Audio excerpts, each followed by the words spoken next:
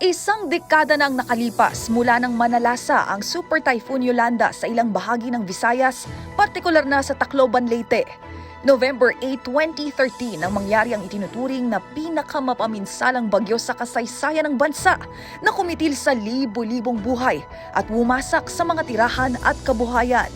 Bilang pagunita sa anibersaryo ng trahedya, si Pangulong Bongbong Marcos dumalo sa 10th Yolanda Commemoration ngayong araw na ginanap sa Tacloban City Convention Center.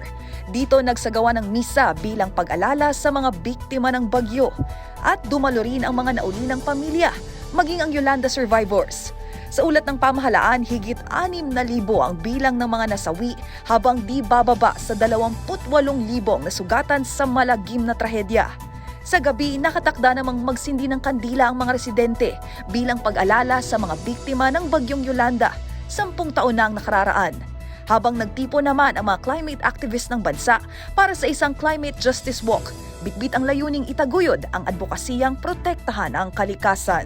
At yan ang MBC Network News. Mula sa kauna-unahan sa Pilipinas, DZRH, ito si Angelica Cosme.